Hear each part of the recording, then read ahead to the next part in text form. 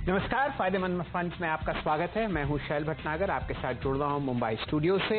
आज के शो में बात होगी बहुत सारी इन्वेस्टमेंट टिप्स की, ढेर सारे गुरु ज्ञान की और बाजार की चाल की, खासकर सटीक एनालिसिस, डेली ट्रेडिंग का और आपके पोर्टफोलियोज का, जहां पर आप लॉन्ग टर्म में बहुत शानदार वेल्थ क्रिएट कर रहे हैं। मेरे साथ हैं कविता जी।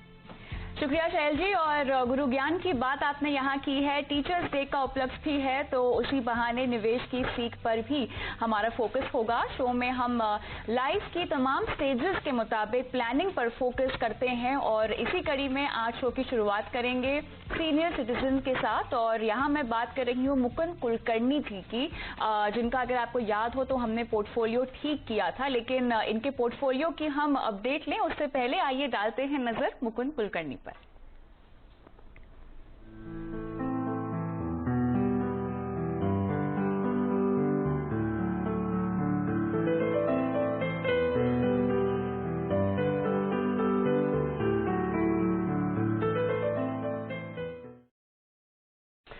तो मुकुंद कुलकर्णी साहब 77 साल के जवान इंसान हैं, जिन्होंने बहुत सारी अपनी रिटायरमेंट सेविंग्स बहुत शानदार 4 फंड्स में इन्वेस्ट करी है और वहां से वो सिस्टमैटिकली हर महीने पैसा विड्रॉ करते हैं अपने मंथली एक्सपेंसेस के लिए।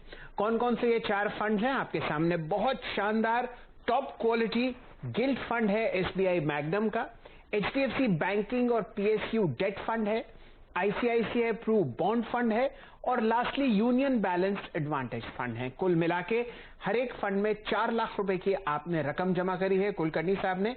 और अब आप एक बात नोटिस कीजिए, रिटर्न्स की तरफ ध्यान दीजिए, किस हिसाब से यहां पर आपको बहुत जबरदस्त रिटर्न आते हुए देख रहे हैं, जो कि आपको कविता जी बताएंगी। और ये तब है जब आप एक ग्लोबल वॉलेटिलिटी देख रहे हैं, चाहे इक्विटी हो चाहे बॉन्ड हो, लेकिन अगर आप लंबे समय के लिए ठीक से निवेश करेंगे अच्छी क्वालिटी में, तो आपको ये एब्सोल्यूट रिटर्न आता हुआ दिखेगा। बिल्कुल, यहाँ पर एक बात हमें ध्यान देनी चाहिए, क्योंकि ये एक वरिष्ठ नागरिक है तो इन्हें कंजर्वेटिव पोर्टफोलियो हमने बनाकर दिया है, जहां पर इनकी कमाई हुई राशि को ही हमने निवेश किया है और उसमें भी इनको कैसे कमाई होगी इसकी रणनीति हमने आपको बताई है। और यहाँ पे तमाम फंड्स जो हैं आपकी स्क्रीन पे हैं। एसबीआई मैग्नम गिल्ड फंड है, HDFC banking and PSU debt fund है, आईसीआईसीआई प्रू कॉर्पोरेट बॉन्ड है और यूनियन बैलेंस एडवांटेज फंड है। सभी में आप देख रहे हैं क्लोज टू 10% के आसपास का आपको रिटर्न मिल रहा है। अच्छी बात यहाँ पर यह है कि एसडब्ल्यूपी के जरिए ये अपनी मंथली कमाई भी कर सकते हैं इस पोर्टफोलियो के जरिए। तो बेहतरीन परफॉर्मेंस जनवरी से लेके अब तक। शैल जी, बिल्कुल आप सही फरमा रही हैं कविता जी, और यही खासियत है म्यूचुअल फंड में निवेश की। अगर आपने अब तक नहीं निवेश किया है तो आज सबसे अच्छा दिन है। हमारे पास बहुत शानदार पोर्टफोलियोज हैं और चाहे आपकी उम्र 25 साल की हो, 35 साल की हो, 40 से आप ऊपर हो, या आप कुलकर्णी साहब की तरह 77 साल के जवान इंसान हो, आपके लिए हमारे पास बेहतरीन फंड्स हैं। और फंड्स पर राय करने के लिए आज हमारे साथ जुड़ेंगे विनय पहाड़िया साहब। आप फंड मैनेजर हैं यूनियन बैलेंस एडवांटेज फंड के, जो कुलकर्णी साहब का पोर्टफोलियो का हिस्सा है। तो पहाड़िया साहब, स्वागत है आपका फायदेमंद फंड्स पर और चर्चा आपसे शुरू करते हैं। बताइए किस तरीके से आप फिलहाल बाजार में ये एक हल्का सा लाल निशान आते हुए देख रहे हैं? क्या आपका रुझान है? क्या ये लाल निशान आपको बढ़ता हुआ दिखेगा या ये सिर्फ एक मोमेंटरी ड्रॉप इन प्राइसेस है? बहुत बहुत धन्यवाद शैल जी, मुझे इनवाइट करने के लिए शो पर। सो जैसा कि आपने कहा कि आज के दिन थोड़ा लाल निशान है, markets have fallen a bit, लेकिन एक चीज़ हमें बहुत इम्पॉर्टेंट चीज़ ध्यान रखनी चाहिए कि इक्विटी जो इन्वेस्टिंग का जो एक सिस्टम होता है वो लॉन्ग टर्म के लिए होता है। शॉर्ट टर्म में, जैसे शॉर्ट टर्म माने 3 महीने, 6 महीने, इवन साल भर को शॉर्ट टर्म ही कहा जाएगा। शेयर मार्केट हमेशा वॉलेटाइल रहेगा, लेकिन अगर आप 3 साल या 5 साल या 7 साल की अवधि के पॉइंट ऑफ व्यू से देखें, जिसके लिए आप नॉर्मली इन्वेस्ट करते हैं, तो इक्विटी में इन्वेस्ट करना हमेशा फ़ायदेमंद रहता है। और इसी के लिए मैं एडवाइस करता हूँ सभी इन्वेस्टर्स को आपके चैनल के माध्यम से कि शॉर्ट टर्म की वॉलेटिलिटी पे ज़्यादा ध्यान न दें, लॉन्ग टर्म में ध्यान दें। और इक्विटी एक लॉन्ग टर्म इंस्ट्रूमेंट है और इसीलिए ज़्यादा ग्रीड में ना आए और ज़्यादा घबराहट भी ना करें। जब मार्केट गिरता है तो घबराए नहीं, और जब मार्केट बहुत ज़्यादा बढ़ता है तो एक ग्रीड के चलते मार्केट में निवेश नहीं करें। बिल्कुल पहाड़िया जी, ये तो आपने गुरु मंत्र दे दिया है। लंबी अवधि के निवेशक के लिए थोड़ा सा संयम बरतना चाहिए उन्हें और धीरज से काम लेना चाहिए। लेकिन देखिए, कोविड का माहौल है, ऐसे में एज अ फंड मैनेजर आपकी जो सिचुएशन है वो काफी चैलेंजिंग हो जाती है। मुझे ये बताएं कि अब क्योंकि हम सब सुन रहे हैं globally second wave of Covid की भी आशंका यहाँ जताई जा रही है, कई जगह पर शुरू भी हो गई है। अब ऐसे देखते हुए आप किन सेक्टर्स पर फोकस कर रहे हैं? कुछ सेक्टर्स जो कि हमें आपके पोर्टफोलियो में दिखाई दे रहे हैं, खासतौर से अगर मैं बैलेंस एडवांटेज फंड की बात करूं तो यूटिलिटीज पे आपका फोकस है, टेलीकॉम पर है, फाइनेंशियल में है। क्या क्या चैलेंजेस आपको इन सेक्टर्स में आते हुए दिखाई दे रहे हैं और आपका फोकस अब किन पर और बढ़ेगा? तो कविता जी, हम जिस हिसाब से बैलेंस्ड एडवांटेज फंड को रन करते हैं वो once again long term investor को देख के रन करते हैं। तो इसको एक्चुअली मैं दो पार्ट में डिवाइड करूंगा। सबसे पहली बात कि कोविड के चलते मार्केट में वॉलेटिलिटी है, तो हम उसे कैसे डील करते हैं। तो हम उसे डील करते हैं हमारे एक जो इन्वेस्टमेंट प्रोसेस है उससे, और वो इन्वेस्टमेंट प्रोसेस एक इस तरह का गूगल मैप्स की तरह का एक सिस्टम है। जैसे हम सभी लोग गूगल मैप्स यूज़ करते हैं, और गूगल मैप्स में हमें बताया जाता है कि भाई कितनी अवधि लगेगी कोई भी हमारे डेस्टिनेशन को रीच करने में, वगैरह वगैरह। लेकिन जब हम ट्रैवल करते हैं तो ट्रैफिक होता है रोड पर, जो शुरुआत में हमें पता नहीं चलता है, और गूगल मैप्स हमें ऑल्टरनेटिव रूट बताता है।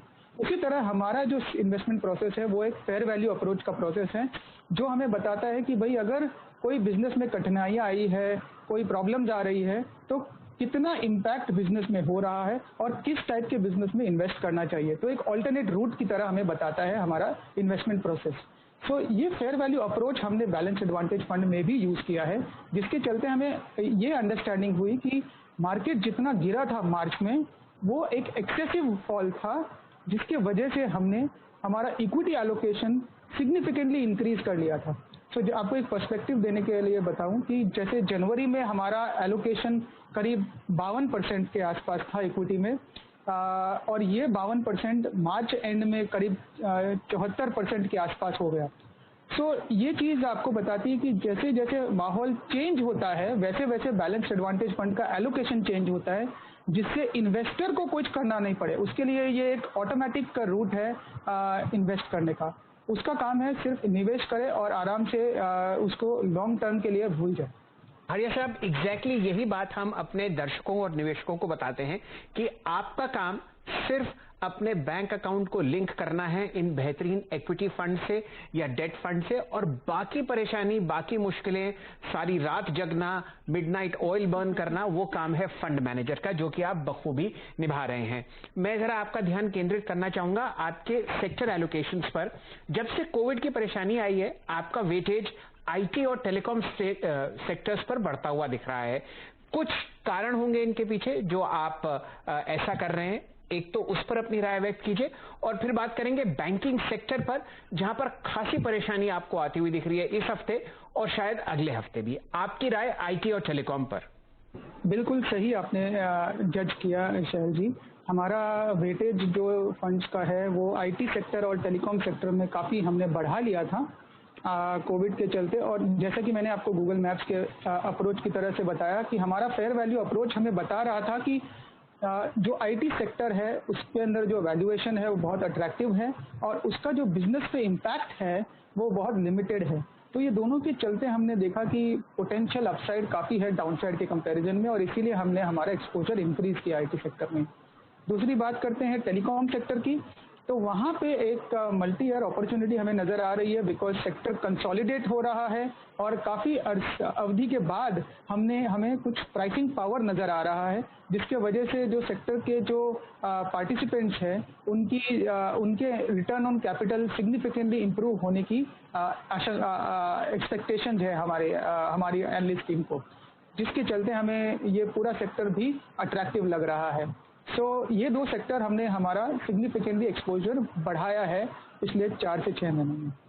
चलिए, 6 महीने में आपने ये भी देखा है कि नैस्डैक पे जो शानदार रैली आई है वो सिर्फ और सिर्फ आईटी स्टॉक्स पर आती हुई दिख रही है, और हम सब लोग वाकिफ हैं फैंग से, यानी कि फेसबुक, अमेजन, नेटफ्लिक्स, गूगल, और अब तो उसमें टेस्ला भी जुड़ गया है। तो आप यूँ समझिए, पता नहीं टी शायद साइलेंट है, लेकिन बहुत जबरदस्त वहां पर रैली आती हुई दिख रही है। और वही बात कविता जी आपको अनेक पोर्टफोलियोज में आती हुई दिखेगी। आईटी और टेलीकॉम हर जगह ओवरवेट है, और पहाड़िया साहब इससे बिल्कुल अलग नहीं है। विनय जी, एक प्रश्न और अब बात होगी बैंकिंग सेक्टर की। यहाँ पर कठिनाइयां बढ़ती हुई दिख रही हैं। सुप्रीम कोर्ट एक बहुत अहम केस सुन रहा है, और 10 सितंबर को वहां पर यह हेयरिंग दोबारा आती हुई दिखेगी। चर्चा हो रही है ब्याज पर ब्याज देने की, और पूरा बैंकिंग सेक्टर ये कह रहा है कि भाई आप इसको अलग ना करें। अब आप बताइए, आपके हिसाब से इन परेशानी में क्या आप एवरेज लोअर करेंगे इस सेक्टर में, या आपका रुझान न्यूट्रल रहेगा? ओके, वंस अगेन शहर जी, आपने बिल्कुल सही एक सेक्टर लिया है जहां पे हमारा वेटेज काफ़ी हद तक अंडरवेट पोजीशन रही है वंस अगेन लास्ट 3 से 6 महीने के दौरान। और ये एक सेक्टर है जिसके ऊपर जिसमें हमें लगता है सबसे ज़्यादा इम्पैक्ट आएगा करंट पैंडमिक का, और उसी के चलते हमने हमारे फंड्स का एक्सपोजर काफ़ी कम रखा है बेंचमार्क्स के कंपैरिजन में और पीयर ग्रुप के कंपैरिजन में, बिकॉज हमारे हिसाब से इसमें सबसे ज़्यादा इम्पैक्ट आएगा। सो स्टॉक सिलेक्शन जो हमने किया है इस सेक्टर में, वो भी इसी को ध्यान में रखते हुए किया है कि जो कंपनियों को कम से कम इम्पैक्ट हो और जिनका वैल्यूएशन रीजनेबल हो करंट एनवायरनमेंट में, उनमें हमारा निवेश रहा है। और जहाँ पे हमें लग रहा है कि इम्पैक्ट ज़्यादा होगा, वहाँ पे हमने निवेश नहीं किया है। पारिया जी, यहाँ पर मुझे समझना है पोर्टफोलियो में, खासतौर से अगर मैं इस पर्टिकुलर फंड की बात करूँ तो कैश होल्डिंग स्टेटस क्या होगा? और क्योंकि आप न केवल एक फंड संभालते हैं बल्कि आप कई सारे फंड्स मैनेज करते हैं सीएमसी में, तो जिस तरह से हम देख रहे हैं आपने होल्डिंग्स डिसाइड कर रखी हैं, क्या ये सिमिलर तरह का पोर्टफोलियो बाकी फंड्स में भी रिपीट होता है? तो कविता जी, जैसा आपने कहा कि मैं काफ़ी सारे फंड्स में संभालता हूँ, एक्चुअली ये हमारा एक टीम अप्रोच है। यूनियन म्यूचुअल फंड एक इंस्टीट्यूशन है जहाँ पे सारी टीम एक साथ काम करती है, तो फंड मैनेजर्स भी हैं मेरे साथ, और भी मेरे फंड मैनेजर्स हैं जो काम करते हैं, तो इसके लिए एक मिला जुला आउटकम है। So that is about the overall funds. Second, आपको मैं ये बताना चाहूँगा कि इस फंड में जो कैश पोजीशन आपने कहा, एक बहुत ही इंटरेस्टिंग क्वेश्चन है। ये फंड जो है बैलेंस्ड एडवांटेज फंड, ये एक ट्विन पॉकेट्स की तरह काम करता है। जैसे कि आप मान लीजिए आपके पास 2 पॉकेट्स है, एक पॉकेट में है फिक्स्ड डिपॉजिट और दूसरी पॉकेट में है स्टॉक मार्केट में निवेश। सो दोनों में नॉर्मली हम लेट्स से इक्वल पैसे रखेंगे, लेकिन जब स्टॉक मार्केट सस्ता होता है तो हम हमारी फिक्स्ड डिपॉजिट में से पैसे निकाल कर शेयर मार्केट में निवेश कर देते हैं, और शेयर मार्केट जब महंगा होने लग जाता है तो हम शेयर मार्केट में से पैसे निकाल कर फिक्स्ड डिपॉजिट में डाल देते हैं। और ये बिल्कुल एक निवेशक के लिए एक ऑटोमेटिक सा सिस्टम हो जाता है, जिसके वजह से उसे एक एडवांटेज मिलता है, और इसीलिए इस फंड का नाम भी है बैलेंस्ड एडवांटेज फंड। सो जैसा कि मैंने कहा, जनवरी में हमारा इक्विटी एक्सपोजर करीब 52% था, 31 जनवरी के आसपास, और ये एक्सपोजर इक्विटी में हमारा मार्च एंड में इंक्रीज होके हो गया था कुछ 74%, क्योंकि मार्केट सस्ता हो गया था। हमने फिक्स्ड डिपॉजिट्स जैसे फिक्स्ड इनकम में से पैसे निकाल कर इक्विटी में पैसे लगा दिए। तो इसी तरह ये फंड एक ये डिसीजन लेता है कितना निवेश करना है शेयर मार्केट में, depending on market attractiveness. Market जितना सस्ता होगा हम उतना ज़्यादा पैसा डालेंगे, जितना महंगा होगा हम उतना कम पैसा डालेंगे। सस्ता और महंगा ये डिसाइड करने की जो एक मॉडल है, वो हमारा प्रोप्राइटरी इन हाउस मॉडल है जो फेयर वैल्यू अप्रोच को फॉलो करता है, एंड वो मॉडल इस फंड की एक यूनिक सेलिंग प्रोपोजिशन है। पहाड़िया साहब, बहुत ही शानदार तरीके से आपने समझाया कि 2 जेबों में पैसे हैं, और जहां पर आपको अच्छा रिटर्न आता हुआ दिख रहा है तो आप दूसरी जेब को हल्का करके पहली जेब को भारी कर लेते हैं। अब टीचर्स डे है, और सीएनबीसी आवाज बहुत ही शानदार तरीके से शिक्षक दिवस को सेलिब्रेट कर रहा है। आप लगभग 2 दशक से बाजार में हैं।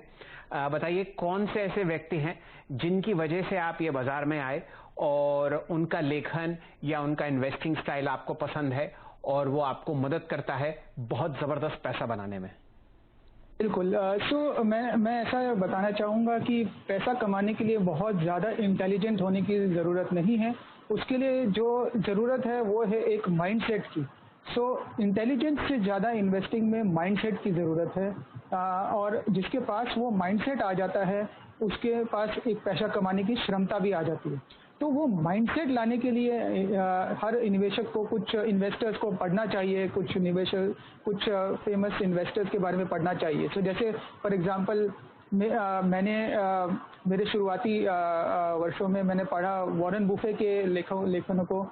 उनके सारे लेख फ्रीली अवेलेबल है इंटरनेट पर, सो वो एक बड़ा एडवांटेज था।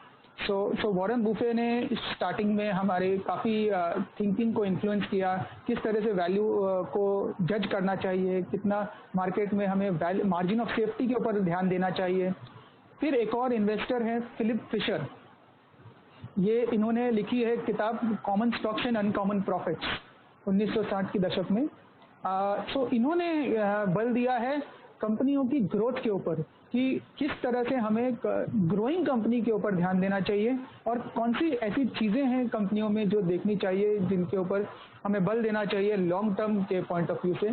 सो फिलिप फिशर ने एक बहुत ही अहम रोल प्ले किया है एक ग्रोथ स्टॉक्स के बारे में अंडरस्टैंडिंग लाने के लिए। तीसरे जो पर्सनैलिटी है वो है पीटर लिंच। पीटर लिंच ने एक बहुत ही फेमस बुक लिखी है one up on wall street, और मैं सलाह दूंगा सभी निवेशकों को वो इस किताब को पढ़ें। बहुत आसान लफ्ज़ों में लिखी गई है किताब, मैंने मेरे कॉलेज के ज़माने में पढ़ी थी और बहुत ही अच्छी किताब है जो वंस अगेन बताती है कि डाइवर्सिफिकेशन बहुत ज़रूरी है, किस तरह से डिफरेंट टाइप्स के स्टॉक्स पोर्टफोलियो में होना ज़रूरी है, growing stocks, turn around stocks, slow growing stocks वगैरह वगैरह। तो यहाँ पे एक और जितना बांटा जाए उतना बेहतर होता है। और भारिया जी, आपने समय निकाला आज, न सिर्फ आपने अपने फंड्स पर बात की है बल्कि टीचर्स डे के मौके पर लोगों को किन किन निवेश गुरु को फॉलो करना चाहिए, किस किस तरह के ज्ञान के मोती उनसे लेने चाहिए, उस पर भी आपने उनको डायरेक्शन दिया है। बहुत बहुत शुक्रिया आपका फायदेमंद फंड्स में आज शामिल होने के लिए। और शैल जी, हम रुकेंगे छोटे से ब्रेक के लिए, लेकिन ब्रेक के उस पार दर्शकों के सवाल जवाब और साथ ही ओमकेश्वर जी जुड़ेंगे और मुझे आपसे आपके गुरु ज्ञान के बारे में भी जानना है, जो कि हम शायद ब्रेक के बाद ही इनसे पूछेंगे।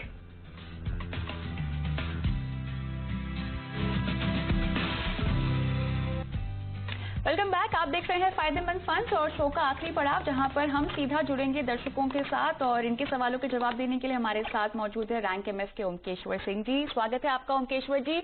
रोहित वर्मा दिल्ली से हमारे दर्शक फोन लाइन पर हमारे साथ है। नमस्कार रोहित, कैसे हैं आप? नमस्ते मैम, आई गुड, आप कैसे हैं? बिल्कुल ठीक, थैंक यू। आपका पोर्टफोलियो हमारे पास है, मैं सीधा ओमकेश्वर जी के पास जाऊंगी। जो भी इनके फंड्स है, 7 फंड्स है मेरे ख्याल से इनके पोर्टफोलियो में, जहां पर ये निवेश कर रहे हैं 2012 से। स्क्रीन पे फ्लैश हो रहे हैं, लेकिन इनका जो लक्ष्य है वो मैं दोहरा देती हूँ एक बार। 15 साल में चाहिए इनको 1.5 करोड़ रुपए बच्चों की पढ़ाई के लिए और 20 साल में रिटायरमेंट के लिए 2 करोड़ जमा करने हैं। क्या इस पोर्टफोलियो से मुमकिन होगा ओमकेश्वर जी? आप देखो तो इनके पास 7 फंड है और एक ही कैटेगरी में भी मल्टीपल फंड्स हैं, तो उसको हम लोगों ने कंसोलिडेट करने का एक सुझाव दिया है। तो लार्ज कैप में ये दोनों जो लार्ज कैप फंड्स है उसमें से वो निकल करके एक्सेस ब्लू चिप पे लगा सकते हैं, जो 3 और 2 5,000 रुपया लगेगा। ELSS का जो फंड है वो excess long term equity growth में लगाए 3,000 का रहेगा। स्मॉल कैप में इनके पास 3 थे, तो उसमें हम कहते हैं एक स्कीम को कंटिन्यू रख सकते हैं, जो कि SBI स्मॉल कैप है 3,000 का, और बाकी जो 2 स्मॉल कैप है 2-2 हजार के, उसके जगह पर UTI इक्विटी एक मल्टी कैप ले लेंगे तो पोर्टफोलियो बेटर डाइवर्सिफाइड हो जाएगा और अच्छा कैटेगरीज हो जाएंगे। और लास्ट में जो लार्ज एंड मिड कैप है उसमें उनको सुझाव रहेगा कि वो कैनरा रेबेको इमर्जिंग इक्विटीज में चले जाएं, जो कि एक अच्छा फंड है। जहां तक गोल की बात है तो जो अभी तक उन्होंने कॉर्पस और इन्वेस्टमेंट करके रखा था, तो करीब वो 10,000 का वो इन्वेस्टमेंट कर रहे थे, जिसके लिए उनको 1.5 करोड़ का चाहिए था, टारगेट चाहिए था। लेकिन अगर उस हिसाब से आप देखो तो करीब जो उनका जो कॉर्पस जो क्रिएट होगा 4 फंड जो उनके अभी थे उससे करीब 50 लाख होगा, और उसके बाद जो अभी तक उनका जो लमसम अभी तक जो अभी तक उनका कॉर्पस क्रिएट हुआ है वो 15 साल में करीब 25 लाख होगा, तो टोटल जो है वो 75 लाख तक की जाएगा। तो उनका 1.5 करोड़ का ये नहीं हो पाएगा, उनको इन्वेस्टमेंट बढ़ाना पड़ेगा। सिमिलरली 20 साल के बाद वो जो कर रहे हैं उसमें करीब 8,200 का उनका इन्वेस्टमेंट है SIP का। तो ये जो है वो कुल मिला करके 80 प्लस करीब 10 लाख जो अभी तक इनके पास 5.7 लाख है, उसको लेकर 90 लाख बनेगा। तो अगर ये इन्वेस्टमेंट इंक्रीज नहीं करेंगे तो जो लक्ष्य इनको चाहिए वो नहीं कर पाएंगे। तो ओवरऑल इनको कंसोलिडेट करना पड़ेगा पोर्टफोलियो, और थोड़ा सा पैसा बढ़ाना पड़ेगा, तभी जाकर उनका लक्ष्य मीट कर पाएंगे। चलिए, क्लियरली आपको अपना निवेश बढ़ाना है, जो बदलाव कहे गए हैं रोहित उन पर आपको अमल करना है। शो को समेटने का समय हो गया है, लेकिन जैसा आप सबसे वादा किया था मैंने, गुरु ज्ञान कहाँ से मिलता है और किनको अपना गुरु मानते हैं ओमकेश्वर जी और शैलेंद्र जी, ये मुझे जानना है। तो ओमकेश्वर जी, सबसे पहले आप बताएं कौन है वो शख्स जिनको आप गुरु के मुकाम पर मानते हैं और उनको फॉलो करते हैं? जी कविता जी, श्री गिरीश देव हैं, जिनके साथ हमने करियर अपना चालू किया था, और पहला 7 साल उनके अंडर में मैंने काफी कुछ सीखा। स्क्रैच से बिजनेस को कैसे बढ़ाते हैं, NRI हो, ई ब्रोकिंग हो, म्यूचुअल फंड हो, सारा चीज उनके अंडर में सीखा है। तो उनका जो योगदान है मेरे करियर में वो बहुत ज्यादा है। और उसके बाद जो मेरे को दूसरे जो व्यक्ति जो मिले, जो काफी जिनका अहम योगदान रहा, वो आशीष कुमार चौहान रहे, जो जब मैं बॉम्बे स्टॉक एक्सचेंज में जब मैं काम किया और वहां पर मैंने BSE स्टार MF को जब क्रिएट किया, जो उसको बिल्डअप किया, तो ये 2 ऐसे व्यक्ति हैं जिनके कारण जो भी मैं हूँ, उनके कारण आज मैं इस मुकाम पे पहुंचा हूँ। शैल जी? ओमकेश्वर जी, आपने बहुत अच्छी तरीके से समझाया। अभी तो आपकी क्या उम्र है, आप तो बिल्कुल ही 20s में है, कहाँ आपने इतना काम कर लिया। लेकिन अगर आप अपने गुरु को नमन करते हैं तो हमारी तरफ से भी नमन, दोनों व्यक्ति को, श्री गिरीश देव साहब को भी और जो आपने दूसरा नाम लिया उनको भी। तो ये कहानी है कविता जी बाजार के दिग्गज लोगों की। आप बताइए आपके गुरु कौन है? मैंने आपसे पूछा था पहले ये सवाल, लेकिन खैर आपने मुझे पूछा है। मेरे ख्याल से अब तक जितने भी लोगों के साथ काम किया है, सीखा है, वो सब गुरु हैं। माता पिता से लेके हमारे दर्शक जो हमें देख रहे हैं, आपके साथ शो कर रहे हैं, आपसे भी रोजाना कुछ ना कुछ सीखते हैं। ओमकेश्वर जी भी हमें हर वक्त हर एपिसोड में कुछ ना कुछ सिखाते हैं। आप बताएं। तो कविता जी, ऐसा है कि बाजार से बड़ा तो कोई गुरु है ही नहीं। अगर आप रोज प्राइस और वैल्यू को पढ़ें तो आपको बहुत अच्छा ज्ञान मिलता है, कभी कभी बहुत जबरदस्त चांटा भी खाने को मिलता है, और मेरे ख्याल से यही वो सीख है जो सबको मिलनी चाहिए। लेकिन एक व्यक्ति हैं जिनके बारे में बहुत मैं पढ़ता हूँ, वो है श्री हॉवर्ड मार्क्स साहब। एक बहुत ही अच्छा पिछले 4 दशक से वो पोर्टफोलियो चला रहे हैं जिसका नाम है ओक ट्री कैपिटल मैनेजमेंट, और वो बहुत जबरदस्त किताबें लिखते हैं। उनकी 2 किताबें हैं, the most important thing and the most important thing illuminated. अगर आप वो पढ़ लें तो आप यूं समझिए कि पूरा बाजार का आपको बहुत अच्छा ज्ञान हो जाए। चलिए, तो आज हमने बहुत सारी ज्ञान की बातें की है और निवेशकों को हमने उम्दा टिप्स भी दिए हैं उनके पोर्टफोलियो के लिए। उम्मीद करते हैं कि आप सबने वो टिप्स ध्यान से सुने हैं और उस पर आप अपने पोर्टफोलियो के मुताबिक अपनी कमाई के लिए रिवैम्प भी करेंगे, बदलाव भी करेंगे। बहुत बहुत शुक्रिया ओमकेश्वर जी, आज समय निकालकर शो में जुड़ने के लिए। शैलेंद्र जी, इसी नोट पर हम इजाजत लें? जी चलिए, बहुत बहुत धन्यवाद आप सभी का आज का शो देखने के लिए, और टीचर्स डे के मौके पर आप सभी को बधाई।